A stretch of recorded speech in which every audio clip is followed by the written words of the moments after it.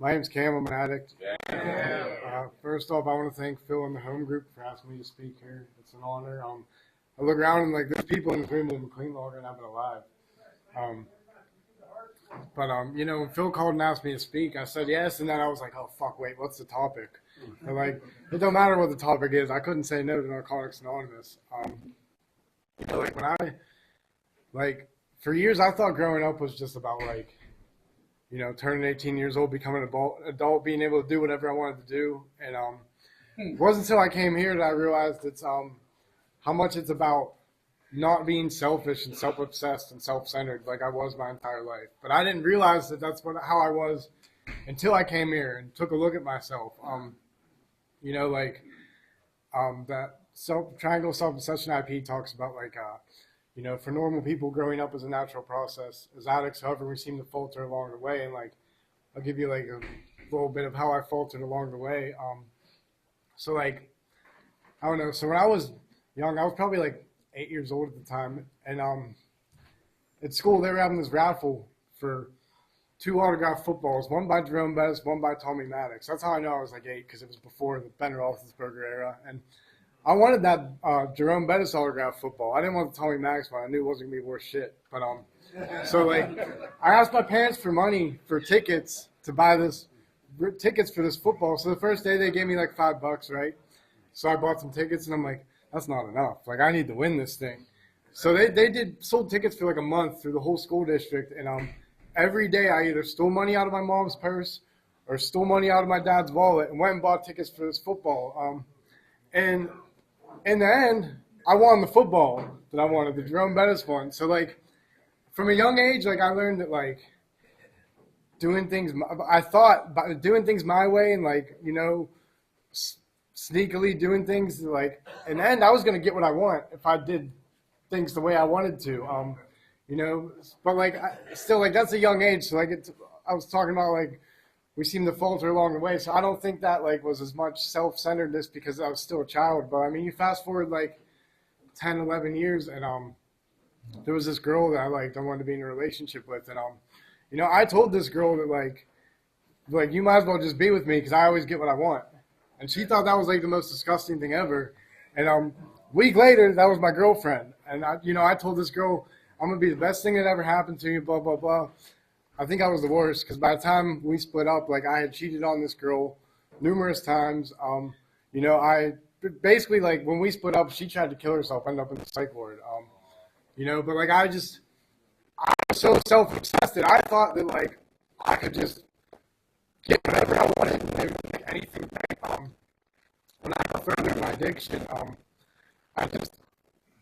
I tried to fill spiritual void with everything, anything possible. I couldn't put enough drugs in me. I couldn't have enough sex, gamble, not have enough money, do enough anything to fill that void inside me that it talks about. And I would, it was always about me and what I wanted and what I needed. I'd been kicked out of my parents' house for years at this point, and I would go through this phase where I'd move in with a friend, I'd be living on their couch, and I was resentful at my family for kicking me out. I felt like they turned their back on me. I was angry at the present moment that I was having to live with these people that I didn't want to live with, and then as soon as that fear would kick in, they're going to kick me out soon, I was like, well, if they're going to kick me out soon, I'm leaving everything I can from them. I'd steal anything I fucking could, and I'd just leave and find somewhere else to go. And I would do that time and time again because I was so self-obsessed, and it was always about me and what I wanted.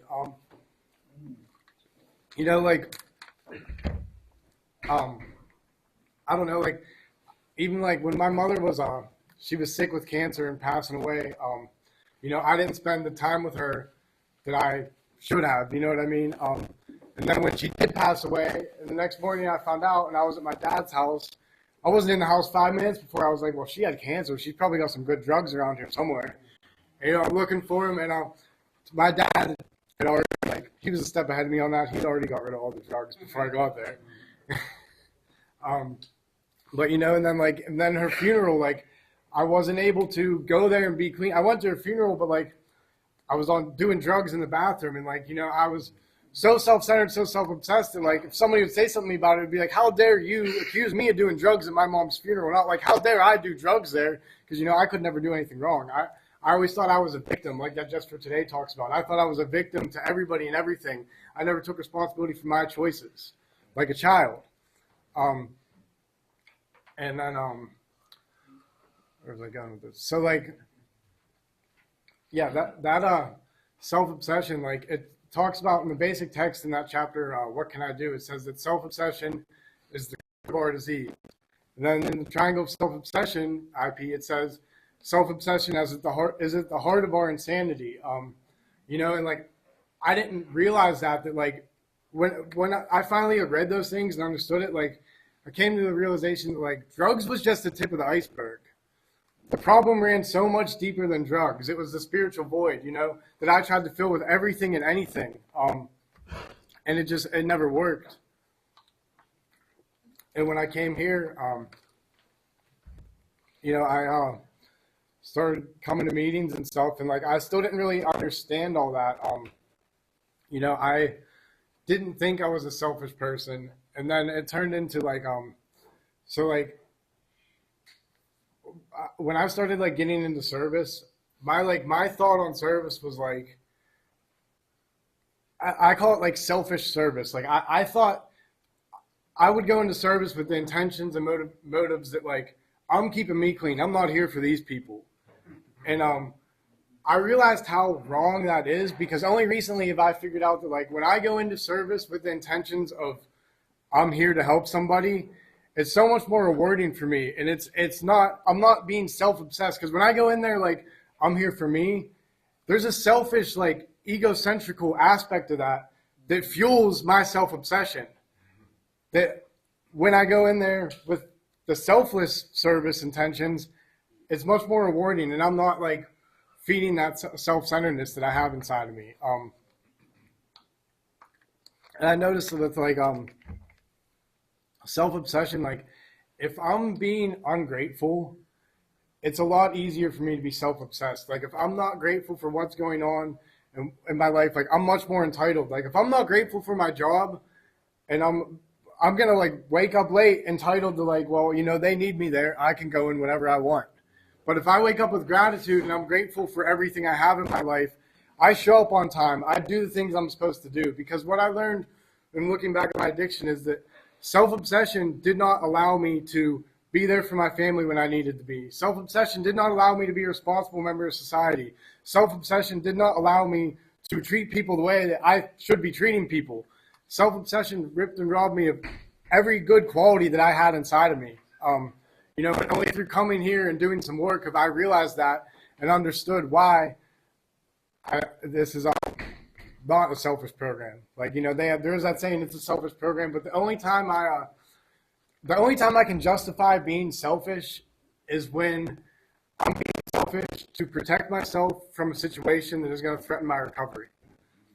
And like, I'll give you a story on that. So I went a few weeks ago on vacation with my family, and to back up even further from that, so like 4 or 5 years ago, I went on vacation with my family, right? I had signed out a rehab AMA and convinced my dad I was cured, Went on vacation with them, brought all these drugs, did all these drugs, and my dad had found the drugs the first day, but he didn't want to ruin the vacation, so he didn't say nothing. He let me do drugs the whole week, right? So we get back from the vacation, and he's like, you can find somewhere to go. He's like, you were doing drugs all week. I'm like, so? And I said, wait. I said, so you're telling me I was doing drugs all week, and you knew? And he goes, yeah. And I said, you didn't say anything. He said, no. I said, did you have a good time? He said, yeah. I said, did we fight and argue? He said, no. I said, so the problem isn't that I do drugs. The problem is that you care that I do drugs. Like, you know what I mean? That's how selfish and self-centered I was. So, like, needless to say, I didn't even get invited back on that family vacation until until this most recent year. But back to what I was saying. So I went on this vacation, and I kind of felt like it was a bad idea, because like my family's normal people, so they go on vacation, they go to like drink and smoke weed and sit on the beach all day, and but I was like, oh, it's the week of my dad's birthday. If I don't go, that'd be selfish of me. So I went and put my recovery at risk by going in that situation. But what I did while I was down there was I went to meetings and I did all the things I do up here to keep me clean. But I learned from that experience that like in a situation where I'm going to threaten my recovery, it is perfectly okay for me to be selfish then. And that's the only time it's okay for me to be selfish. And I consider that different than self-obsessed. But I don't know. Yeah, this program has taught me a lot about like growing up. Like I was the type of person that could not take responsibility for anything. Like it was your fault. It was this person's fault. It was this place's fault. Like, you know, I when I was 20 years old, I moved to middle of nowhere, Texas to get away from here because, you know, at that point, like Pittsburgh was the problem. That was what I was blaming it on at that time. And all I found out in Texas was the drugs were better, they were cheaper, and I was still going to do it, you know? And, like, but for years, like, until I hit that point where I realized that none of those things were going to fill that spiritual void and that I could not continue living the way I was living, that's when I realized it was time for me to grow up or die.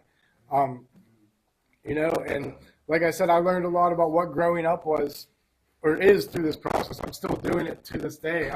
You know, I'm not perfect with it. Like nobody is, but like I find myself getting in that triangle self-obsession over the stupidest things today. Like I was at work earlier this week and so like I work in a treatment facility and they're like I have to sit down there when they eat lunch and stuff, and you know, sometimes I get a meal. But I'm sitting there and like this food looked really good and I'm like looking and I'm like, they're going to run out of fucking food. I'm like, before I get a plate, they're going to run out. And I was freaking out in my head. And I'm like, if they run out of food, I'm just going to snap the fuck out and leave. And I'm going to lose my job over a plate of fucking food. Like, I'm not there for food. I'm there to work and help these people. You know, and like, but the thing is today, like with being clean and having a little bit of experience in here, I can realize that and think through it and be like, I'm being really fucking selfish and self-obsessed right now, you know? And then that's when I stop and I pray and try and get myself out of that.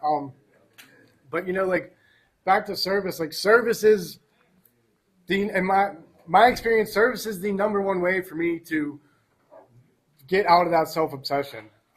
You know, like, and on top of that, like chapter 12 or step 12 of the basic text says that service and carrying the message to still sick and suffering addict is the number one way or is the best insurance policy I have against relapse. So like if I could get out of the triangle, which is my self-obsession, which is my disease, and also have the best chances of not relapsing by doing the same thing, why wouldn't I do it? You know, I've been involved in service from the beginning. Like, you know, I got out of rehab, was in a 3-quarter house, and like a week after I got there, I went down last year's East Coast Convention in La Roche University. And I didn't know anybody when I went down. I just rode down with the guy from the house. He's like, look, you're going to have to find a ride back. I'm staying all weekend. Within the first hour there, I joined the hospitality committee with a bunch of people I didn't fucking know. And then found a place to stay for the weekend. And, like, that got me outside of myself. I was not being selfish. Like, with that little bit of time, that was the only service I could do, you know? And I did that because people told me that's what I needed to do to stay clean, you know? And over time, I realized how much that stuff works, and I continued doing those things, you know? Like when I first came around, like because I was a very selfish person, I wanted everything back now. And like people would tell me like, be patient. I'm like, motherfucker, you want me to be patient? I've been getting high the last 16 years. I want this shit now, you know? But I shut up and I listened, and like I see how much everybody was right. I just had to be patient, and things will fall into place, you know? Like, and I tried to be selfish with God too. Like before I got clean, my view of spirituality was like, if I believe in God and have faith in God, I can use God's energy to do what I want. Like, I'd be sitting at the casino like, I'm going to hit this jackpot. Like, come on, God, we're going to hit this jackpot. Or I'd be going to rob somebody's house with my friends. I'd be like, God, we're going in. We're going to find something valuable. We're getting out. Nobody's going to jail today. And coming into here, like, I had to change my views on spirituality and God. And, like, through some experience, I've come to understand that, like, God's never going to give me what I want, but God will give me what I need when he knows I need it. And it may not make sense to me now, it may not make sense to me then, but when I look back months from now, it's going to make fucking sense then. Thank you for listening to me. That's all I got.